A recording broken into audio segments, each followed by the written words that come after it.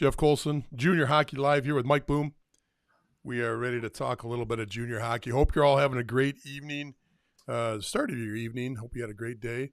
I know in our area, Western New York, it's been thunderstorms on and off all day long. Although it's been warm, it's been nice, but not a day to go out and take a long walk. So, Mike, how you doing? Not bad. I think we sent all those storms your way. So we've been battling through it over the last few days ourselves. Yesterday, we had, I think it was raining marbles. We had about, marble size ice balls that were falling from the sky for about 25 minutes. So that You was know fun. I haven't seen they that got a in name years. for those. They have a name for those, don't you? Yeah, hail. Okay, just want to make sure you knew what the name was. That's less interesting to just say it was hailing. Yeah, but it's much more concise though. Gets to the Not point. as descriptive, Jeff. Not as descriptive. You don't know what size hail. Oh boy, oh boy. Okay, listen. It's time to talk a little junior hockey. A lot of things going on. We're gonna have on next week a couple different guests if everything works out right. But we're gonna start getting into having some people on some of the championship programs. I think we're gonna actually bring a U18 coach on. I think we're gonna bring a couple different junior leagues on and have a conversation with the champions and talk about what it takes, what they did, what was special about their year. I think that'll be a lot of fun. We're going to start that next week. We actually thought we'd do it tonight, but we had a guest pull out. Actually, reached out to a few of them, so we'll definitely be talking to, for example, the NCDC. We're going to talk to the Pal Islanders. It's pretty special. First time they've won it.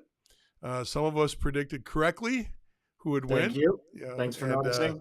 controversy over who else correctly picked the Pal Islanders, but we'll let it go at that. And we'll be talking to them. I've known the group management group over there for a long time. Ron Kinnear runs the program. Ron also runs the Florida Blades. Some of you might know that program from the southwest side of Florida. I had to kind of turn myself around to make sure I was saying the right thing there. But they have a good program, so good to see Pal did well. So we'll touch base with all the teams. We're going to reach out to the NA3HL, the EHL. We'll get a chance. But what we thought we'd do tonight is Mike and I were talking earlier in the day, and we thought we'd take a different league. We've done a little bit of this in the past, but jump into it with a little more detail, different leagues. And we thought we'd pick the AJHL tonight and discuss the merits of the AJHL and discuss the merits for an American. Not that, everybody that listens to this is American. We've got a worldwide audience that picks up the broadcast. And our family members include people from Canada and all over. And I know we've got Sweden, Russia. I can't even tell you all the different places. We actually had South Africa pop up a few months ago. Somebody listening or watching and listening down there too. So we've got a lot of things to talk about in, just to cover the area and cover the conversation in that area. Don't forget, at any point you want to comment, you want to throw your comments on, please do. You can go right on to whatever platform you're using and go right into the live comments. I'm looking to see, making sure I've got mine set up so I can see comments. Because if I don't, then I don't know you're talking. So, yeah, very good. We're up live, and if you decide you want to say anything, just jump on and say hello. You want to ask a question, feel free to ask a question too. Great time to also remind you, as you've got us up on one part of your screen, you can also pull up Junior Hockey Live on our YouTube page and go to the YouTube and subscribe, like and subscribe to Junior Hockey Live on the page. And you can also go ahead and jump into Junior Hockey Advisor on Facebook or YouTube as well. So with that said, let's talk AJHL. What do you want to say about it, Blooms? Well, I think everything, anytime somebody talks about the AJ, everyone always thinks of one program, because of how dominant they've been. And then also, they got a lot of accolades from having, some NHL players come out of their program, and NHL superstar and Cal McCarr, and it's the Brooks Bandits. So anytime you ever bring up the AJ, people always want to talk about Brooks. which is great because they do a great job and they get a lot of good players, and they do a good job of developing them to move on to college. And then obviously like the pros, like we talked about, but the league itself is really strong. And, there's other programs too that we could probably highlight. I know Bonneville has been really strong over the last few years. White Court's always one of those kind of programs that are towards the top. You got the Sherwood Park Crusaders. They're always a really strong program too. And then there's others that have obviously their groupings of maybe a couple years where they make a good run at it and have some, sustained success, but then, kind of rebuild and try to take a stab at it again later. But, Yep. again, the league itself is really strong. So for the people who haven't really paid attention to it at all or notice it in any way, you do see a lot of kids that are playing in the AJ end up either maybe coming over and playing in the USHL. They come over and play the North American League. They go directly into NCAA college because, again, anyone who plays in the AJ is not giving up their college eligibility like they would if they played in the OJ or the WHL, or not the OJ, but the OHL, the Yeah, WHL. they'd be mostly W because of being the West Coast team, but we got to be careful on that. There is one caveat to that statement.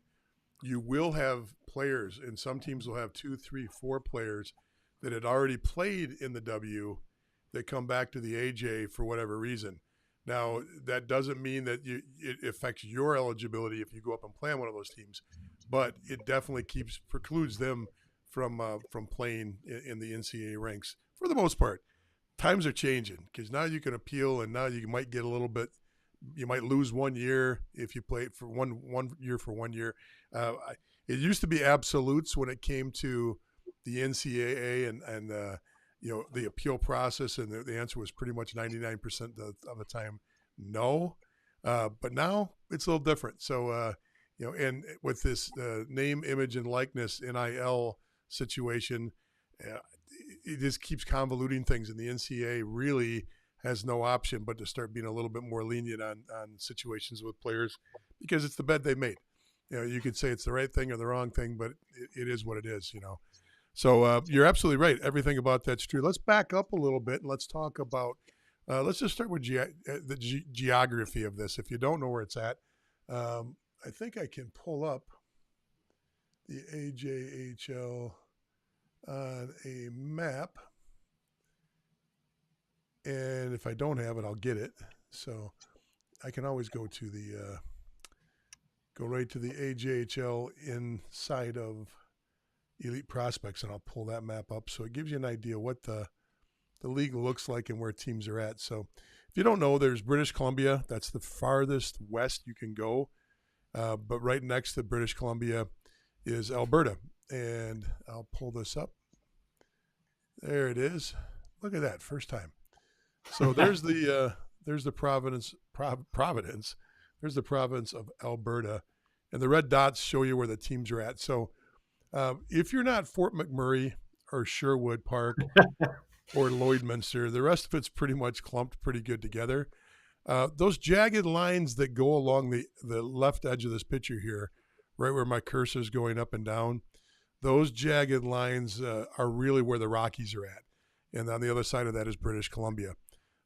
Some would say that the prettiest part of in fact, many say the prettiest part of the Canadian Rockies are right down in this area, Canmore, and there's I think it's Banff. I think there's a few other ski areas right down in that southwest corner there. I've been there to watch hockey. I've been there to see things. The area is absolutely wonderful. We have a video on this. We have an AJHL video on Junior Hockey Advisor. You can go to it and you can grab that video. Might be a little dated now because it's probably 3-4 years old, but it gives you a lot of breakdown of the areas. But the reason I brought this map up the most part is because people think of Western Canada and they think of, terrible travel. But if you look at how well these are clumped together, remember, Edmonton and Calgary sit right down the middle, right in these areas right here. Edmonton is a little bit above Camrose, and where's Camrose show up here? Camrose is right here. So Edmonton's right in this area here, and you go just south of Edmonton here, you're going to run into Calgary. So they're right there. So if you look at where these teams are clumped, they're all clumped within a reasonable distance of the two major cities, and they're not really that hard to get to. I haven't made excuse me, I haven't made the trips in severe weather, but I have been there when it's been 20 below degrees, and it's pretty treacherous. But I like the area. I like the travel. Uh, it's competitive hockey, and once again, you see too, it's broken into east and west. So I don't know exactly where the cutoff is, but it's pretty much you split the province in half, and that's pretty safe.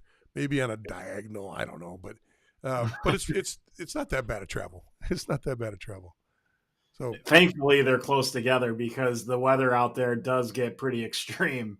So that's one. Obviously in the summer it's beautiful out there. The winter it's beautiful, but driving around in it can get a little bit dicey if you're not careful. yeah, and it's mostly blowing snow because remember you've got the Rockies right here, uh, and the rest of it. What's interesting about this is the area reminds me a lot of Oklahoma. It reminds me a lot of some of the states um, that are oil states. Texas, Oklahoma, and the north parts. Uh, it's cattle and it's oil, and that's the big things that they do there. And we've got states like that too. It's not really a Montana. It's not really a Wyoming, because those areas in the United States are pretty hilly and mountainous, and a lot of terrain. Once you're past the Rockies, this is all plains, Right. so it's pretty flat and uneventful. But if you like cows and you like oil, uh, you can go there, or you can go to Odessa and play there. Uh, Odessa and the Null's got the same kind of feeling too.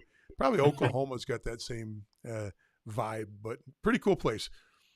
Some other cool things about it is, you know, um, you go to Canmore, you're playing in Canmore, you're going to have a possibility of elk or moose actually popping right up next to the rink and hanging out.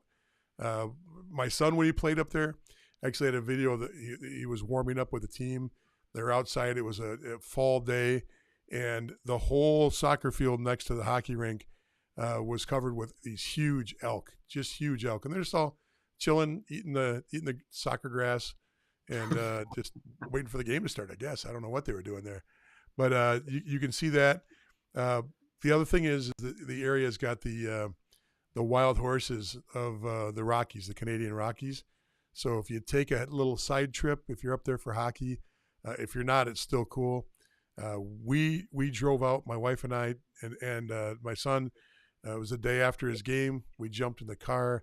We drove up into the foothills of the Rockies and got a chance to see the wild horses up there. And it's unbelievable because these things just run around on their own, and they're in their herds, and just really, really pretty. So they're like seeing elk or deer or moose when you're down in the States somewhere.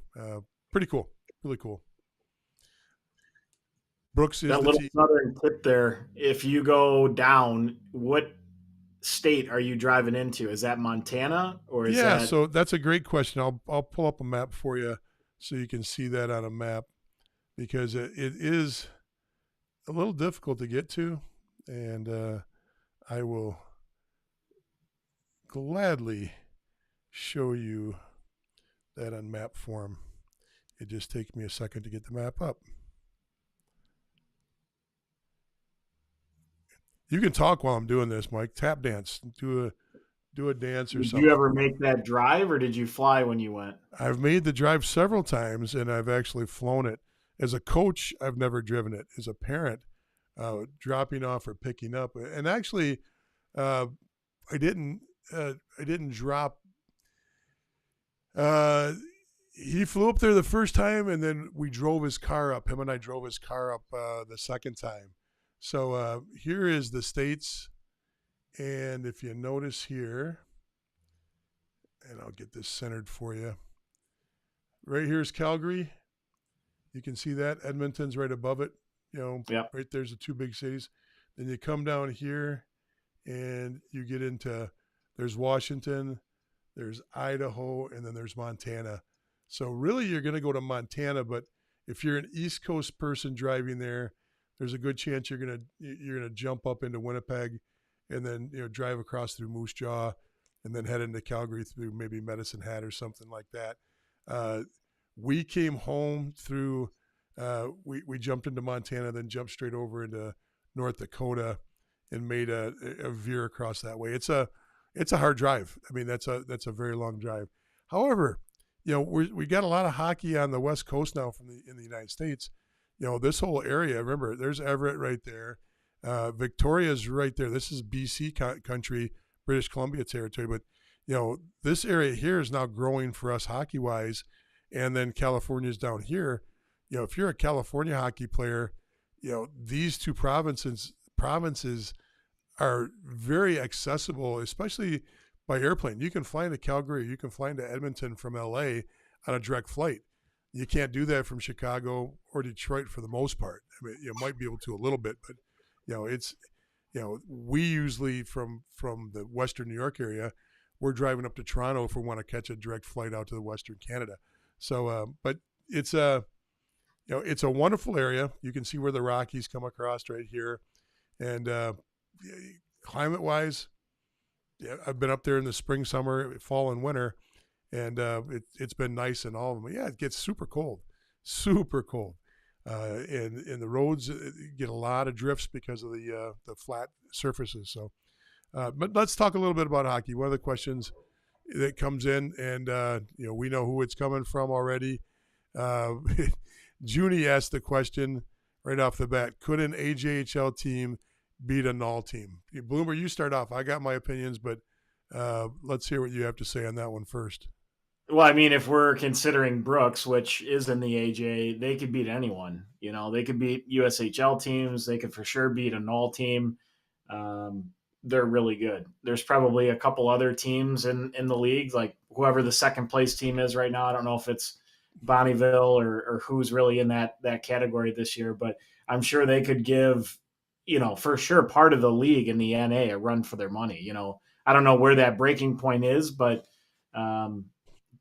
to the answer to the question, definitely. There's definitely teams in the AJ that can beat teams in the Null. Absolutely. And that's the difference is the depth.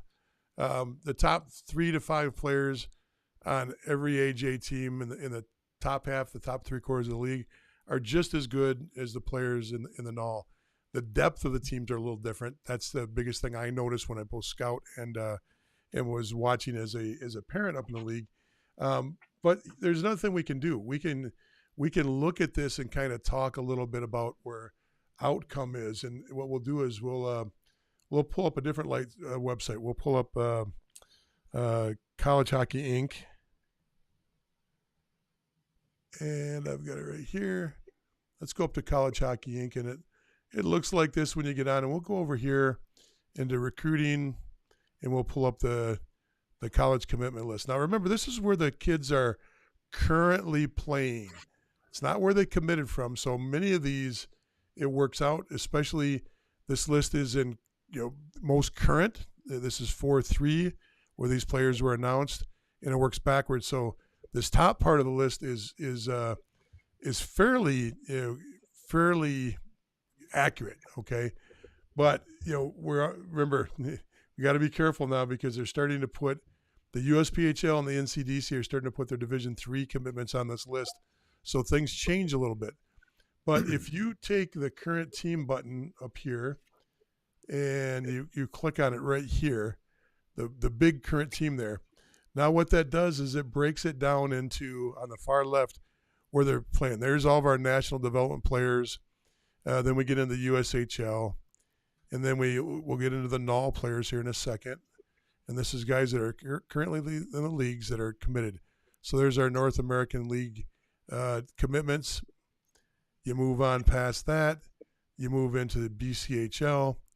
And then as we know, after the USHL, after the Null, after the BCHL, the next group is right there. They do it in the amount of volume of players committed. There's our AJ list of committed players.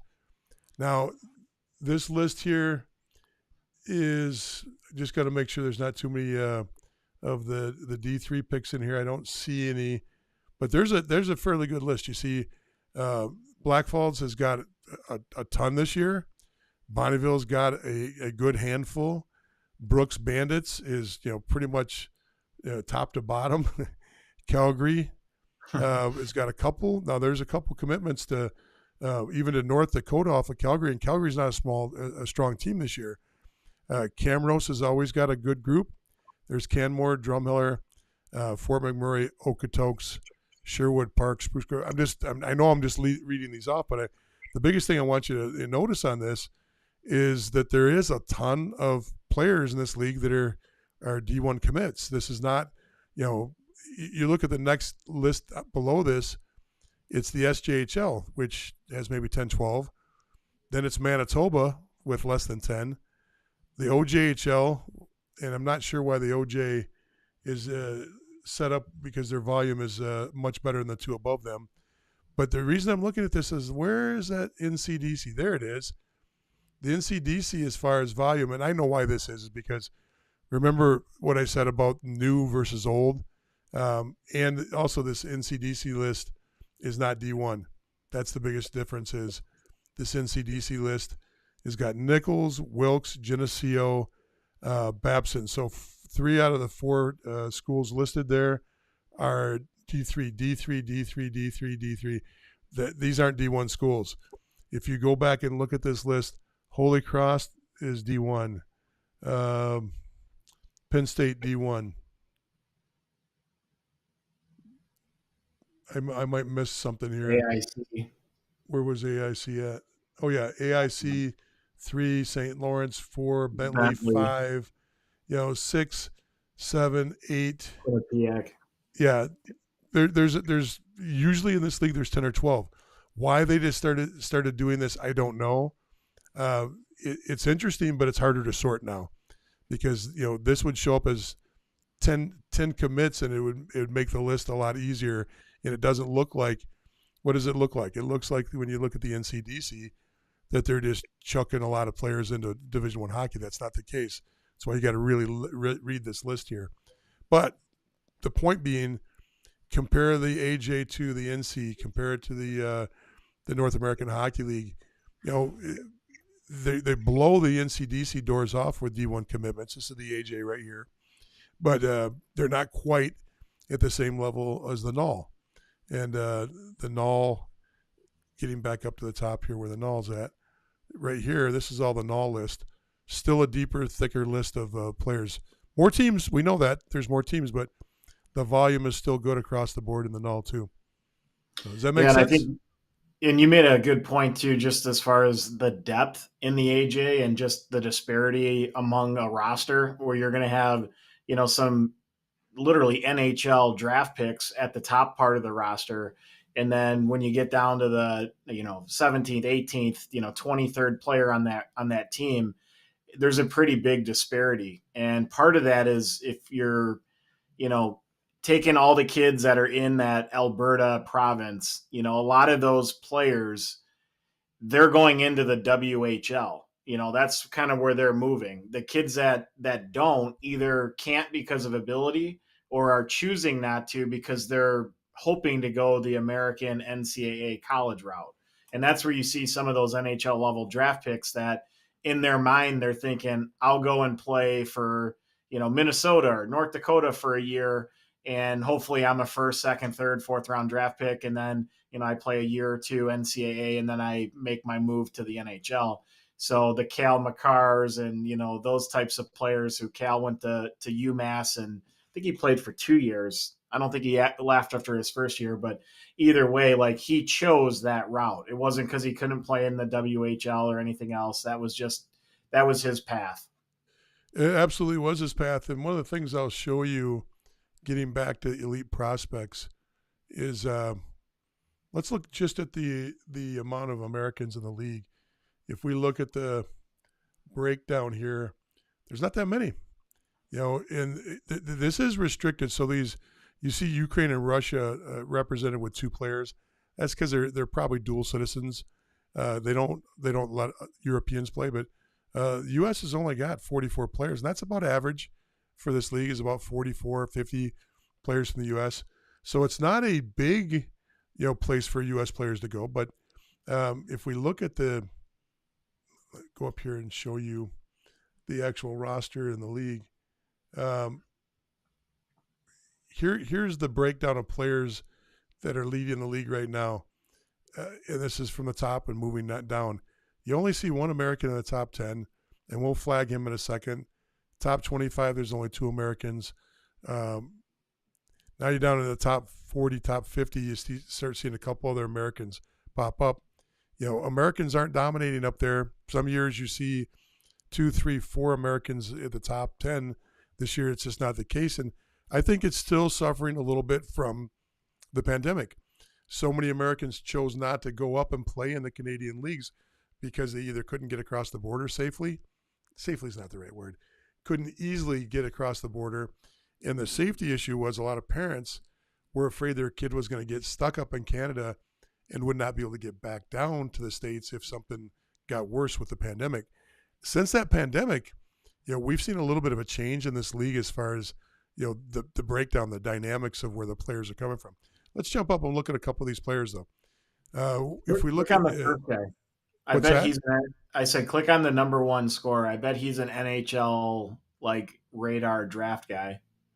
I have not looked at Aiden Fink. So you're absolutely right. Yeah. They got him as eligible for the draft. 78, ranked 78 across the board. Central Scouting's got him at 66 for North American skaters. So top player in the league.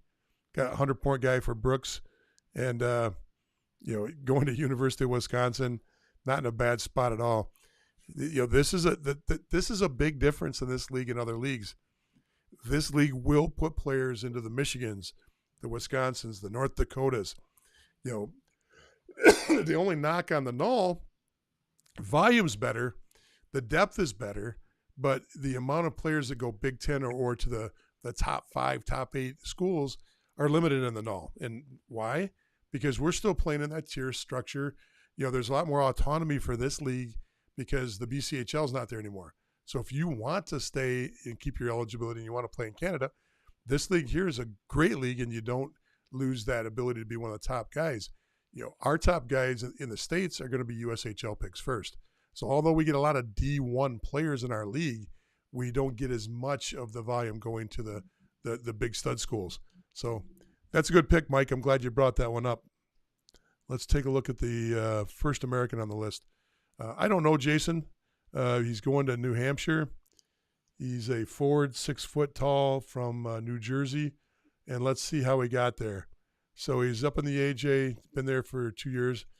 And there you go. He was a Avon kid. He was a prep kid. Where did he first start out at? He went from prep to the BCHL.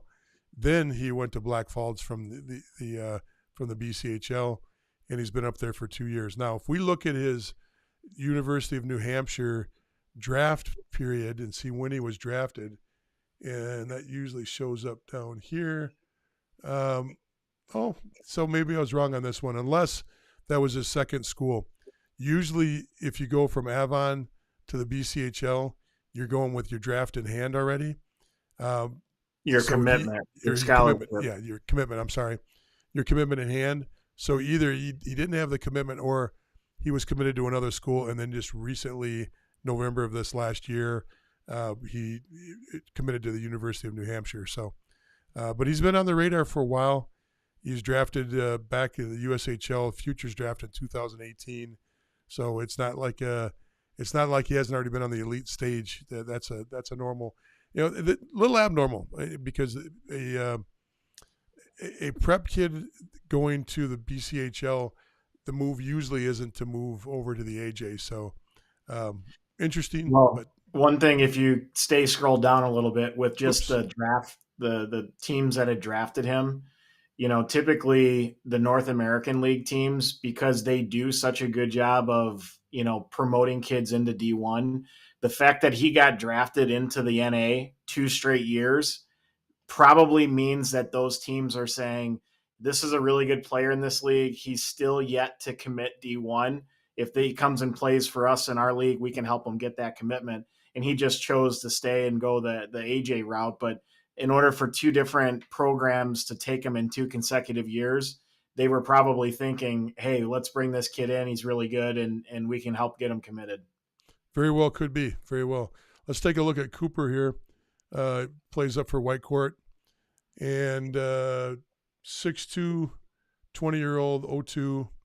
Let's see how he got there. So here's a kid that takes a little bit of a different path. And where did he grow up at? Oh, so he's a California kid. This is interesting because he, although from California, played in the Sioux. And there must have been some kind of connection there because he was there from U14 all the way up until playing for the Nojo team. So it most likely there's family connections there somehow or another. And then he went right to Whitecourt from the Nojo. That's a normal move for a Canadian player, but for an American player, this is a little odd. I would imagine that, even though it says California here, there's a good chance he's got family in the area. At least that would be my guess. What would you say, Mike? Yeah, that's a strange one, but I would assume that they either moved, or he's got family there that he went out and stayed just because the hockey's better. Yeah, absolutely. If you go back and click on him again, I'm just curious to see if he got drafted into the NUL or USHL when he was younger. So, nope, not seeing any drafts for him. Okay. Let's do one more player just to give you an idea. And this is a player you and I are familiar with. This is Colby Brown. Last year, he's a 5'10" forward. He's from Colorado. And his path, if you see where he moved, he went Shattuck all the way through, jumped from the Shattuck team up to Olds, played for Olds for a year and a half, and then moved into the Whitecourt program. Olds is tough.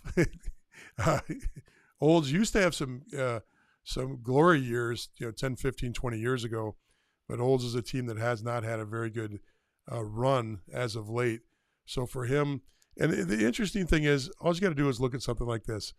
When he's with Olds in 21 games, he had 16 points. You throw him over here, and his point production, goes up. So you take half that number right there. He's a 20-point guy playing in a much more refined role. In other words, when he's on Olds, he's probably the number one player. We know the kid. You and I know. We don't know him personally. We've talked to him. We've watched him play a lot. But he's had his run at Olds, lots of ice time, goes more into a limited role with Whitecourt, and actually his production goes up because it's a better team. So and look at the playoff run. He had 10 points in 9 games. That's pretty good there too. So interesting where he came from. Let's look and see about no transaction history on him. Yet to commit, and the move was in November from Olds to Whitecourt. Surprised it was that early in the year. He must have asked for that because normally that would happen a little bit after January, February, as teams are starting to get ready for playoffs. So anyway, that gives you an idea a little bit about the league itself. It gives you an idea of what the teams look like, where these players are coming from. I guess the biggest thing to say about where the players are coming from, you saw a Shattuck kid there. You saw a kid that kind of moved, it looks like, and we're making a speculation there, moved from his home, maybe back to where his father or mother grew up at in that area, played for the Sioux, came up that way. There's a good chance that even though it doesn't say he's a dual citizen kid too, because staying 5 years in the Sioux, there's got to be something that's drawing you to that area besides just hockey. That's a rough go if you've ever been up to that area. That's it's a small area. It's a small town. Even both sides of the border, it's small. So, But we gave you a couple of ideas. I guess the biggest thing is, how do you get there? How do you get there if you're a U.S. kid and you want to be open to that market? How do you get there, Mike? What are the ways a kid would explore that to get up to that market?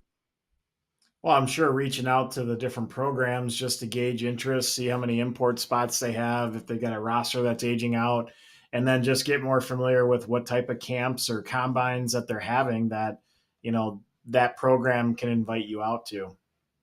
Yeah, I would agree with that. I think that this is one of the, if you're hell bent on this league, this is probably one of the few times where I'll say this uh, and really uh, stay committed to it. This is a league that most of those American players have advisors.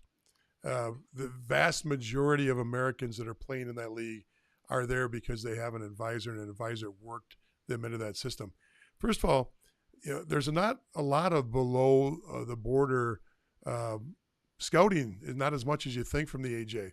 They'll go down to Phoenix for the Tier 1 Elite event there. They might go up to Blaine and watch a couple of events there because the proximity is fairly close. You can fly into Phoenix from Alberta fairly easy.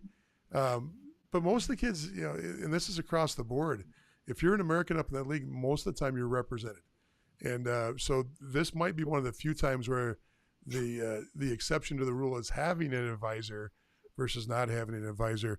And that's a Monday night topic, but still, to get up there, reaching out, like Mike said, reaching out, finding out if they're having any showcases, finding out if they're coming down to watch any of the spring, summer showcases, the independent things you can do, like the Boston events or one of the pre-draft skates that are not affiliated to a league. Be a good time to find out if they're doing that. But if you're playing Tier 1 Elite, I know you'll get 4 to 6 teams, maybe more, that'll come down to Phoenix, have representation there. And there's teams that like Americans more than not. I'm not sure if that showed up on the numbers at all. I can go back and look at that, but you can see some teams have an affinity for Americans and some don't, and learning that, and that's fine. Learning that, though, is important. But I had something else I was going to say. I know we got a couple people who want to make some comments, but anything else, Mike, on this?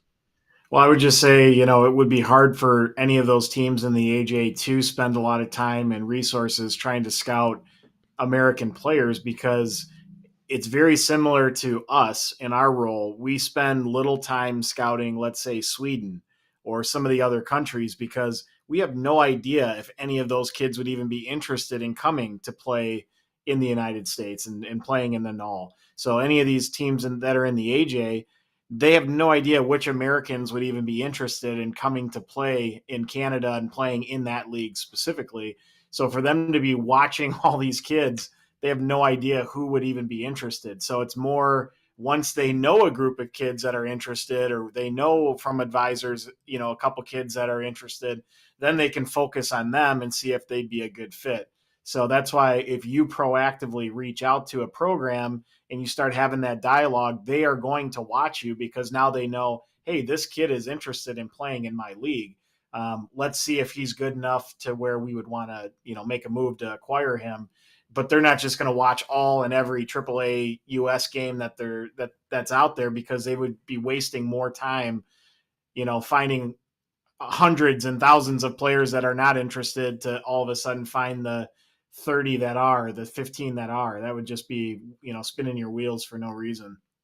Yeah, that's very true. I wanted to point out one, though, because this is a player that maybe not everybody is familiar with. I am a big fan of Nick Blankenberg.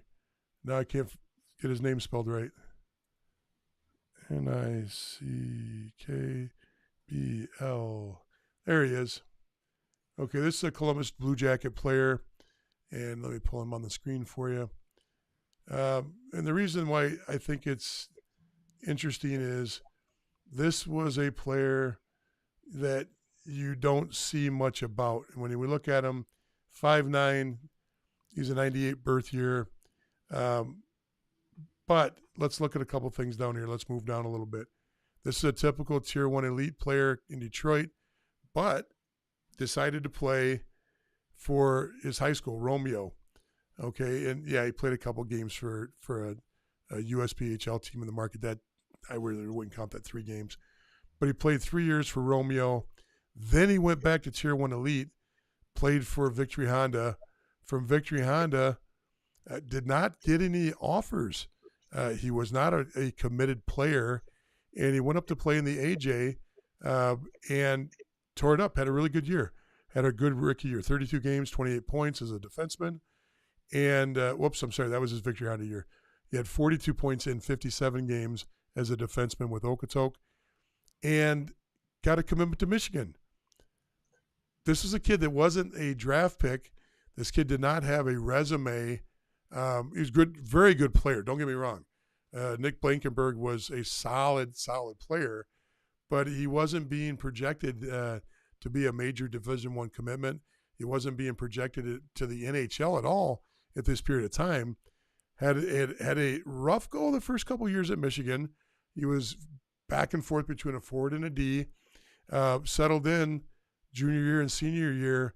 And one of the stories about this is I don't think he was on full scholarship until junior or senior year is when he got his full scholarship. Then look at this, boom. Now he's played in the World Cup. He played for 7 games his senior year for the Columbus team. And he's got 36 games for Columbus in this year. That's incredible, but that's a Tier 1 elite player, a better Tier 1 elite player, but he also came from the high school ranks. That's a Detroit kid just doing his thing. Nothing jumps off the paper. You know, you can look at the numbers for Romeo and say, well, he had 67 points. So that's that's high school hockey in Michigan. If you're a good player, you're really going to stand out points-wise in the Michigan market. But you throw him back in a Tier 1 elite, he's a less than a point a game guy. That's about average. It's average for a good player. That's above average for a good defenseman. So just wanted to point him out. That's the kind of player that plays up in that league. You'll get, players like him. And if we go in and look at the year he was with Okotok, I don't believe he was a top scorer. Let's look and see where he fits in here. So I'm looking at Okotok from that year, or I'm looking at the league from that year, and going down the list, trying to find out where he's at, and I don't see him until I think he had 40-something points. So there he is, 60th in the league. And how many D were ahead of him? 1, 2, 3, 4 D in front of him. So this goes to show you just keep at it. And I'm just curious. You see this Sasana kid. Let's see where he's at now versus the 4th best defenseman. He's in the AHL. That's not a bad place to be either. So there's 1 year. We took one cross section, 2 Americans. One's in the AHL, one's in the NHL coming out of this league. There's very few years in the null where you can say that, where you can point out a year and take a cross cut and find that level of talent. So their top end is good. I don't think their breadth and depth is the same as what the null has, but that should help a little bit. Well, all the depth, like we talked about, is in the WHL. So that's where a lot of the players that would fill in the rest of that roster are at. So you got the high end guys, and then it, kind of, I don't want to say I almost said the junk is down below. They're not junk, but they're not at the same ability level as the WHL guys. Another off topic, but similar track as Blankenberg. If you pull up Luke Glendenning, he's got like the most amazing path from his youth to what he ended up becoming as a player. That is just interesting. That goes along with what you said about Nick, but he like one-upped him with his path being even more crazy of how he made it. Okay, got to pull him up so you can look at him too. Okay. Played high school, went to Hotchkiss, jumped from Hotchkiss to Michigan, went from Michigan, where he was a captain 3 years. I did not know that about Glendenning, that he actually wore a letter there for 3 years in a row. His senior year after Michigan was done, went to Providence, and then bounced a couple years in the AHL, EC, then boom, you know. So now look at this. This is the interesting thing. You know, it's 2013-14 when he first started his path, you know, from high school. You know, that's 7 years out before you're making a pro living.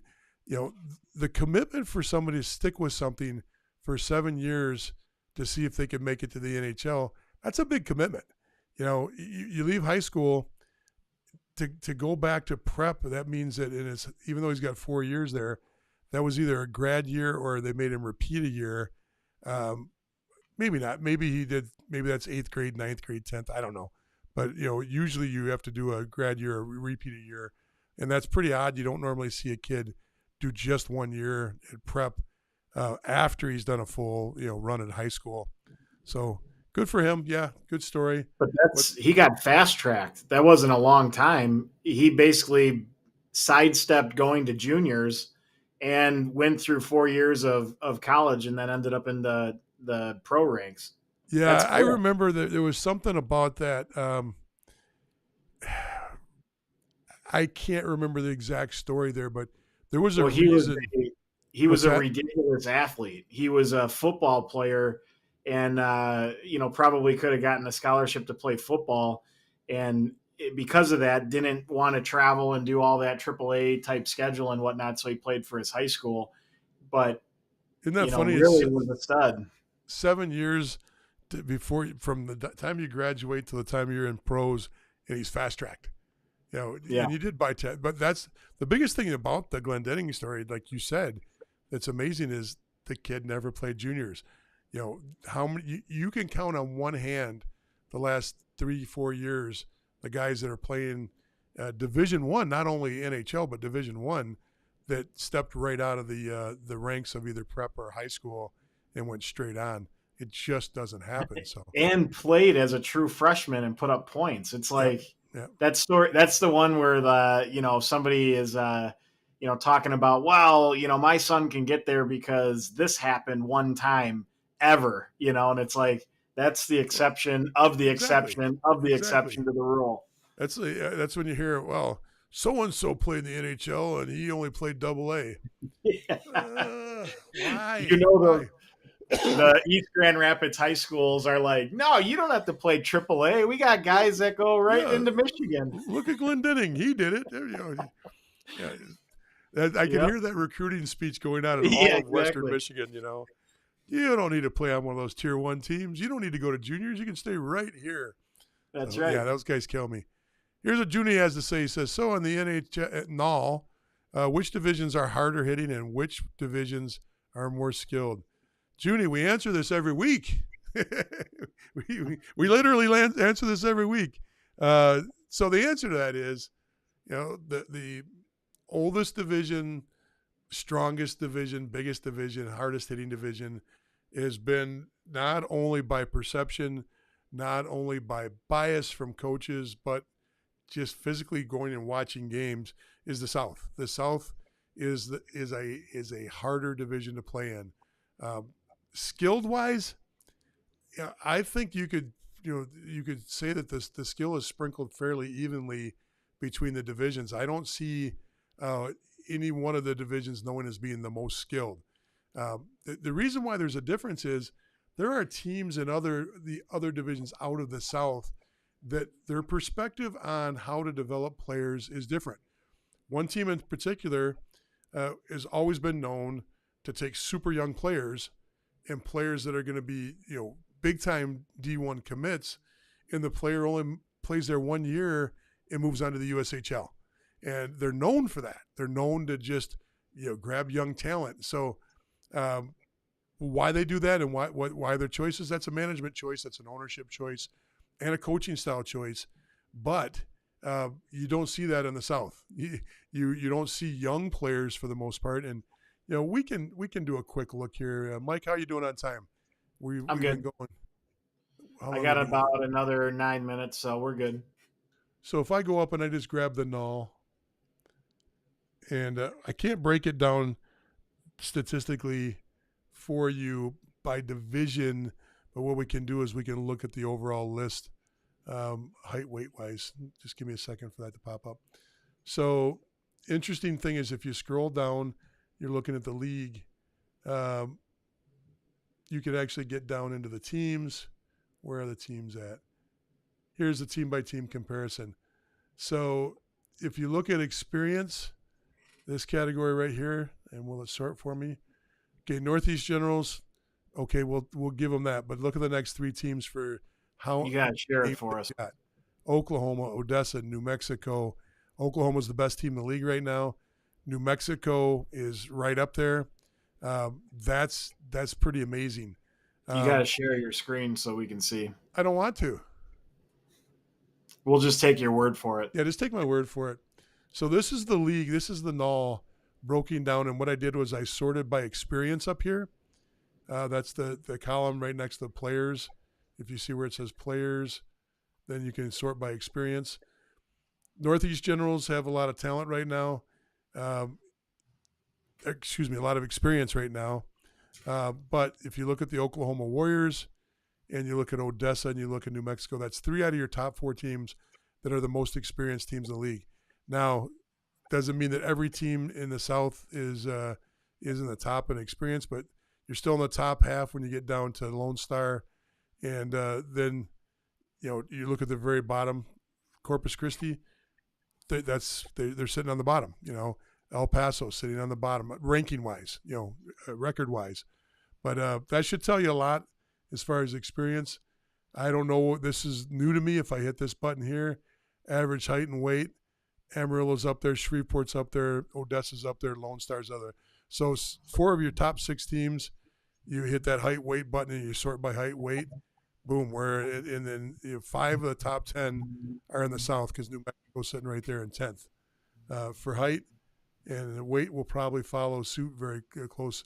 Amarillo, Shreveport, El Paso, New Mexico, and then 11th is Odessa. So out of 30, we got our guys on a diet. Yeah, and then age-wise, once again, this is new to me. I haven't hit that, but there you go. Lone Star, Oklahoma, New Mexico, Shreveport, Amarillo, Odessa. In your 5 of your top 9 teams, the age, is off the charts in the South. So South bigger, South stronger, South older. We knew that this is an old league in the first place, but when you start sorting it that way, I'd be very curious to see who the youngest team in the league is. Chippewa, no, it doesn't bother. It doesn't. That falls right into play. Janesville is known for keeping young guys and trying to pull in very young, skilled players. Bismarck, same thing. What's St. that? Cloud. Bismarck, St. Cloud, Yep. Similar. Yep. So, hope that helps a little bit and answer the question. Besides that, I don't really have much more to say. There's not much more I want to say. Thank God. What do you mean by that? We're all cheering. Yeah, you're cheering.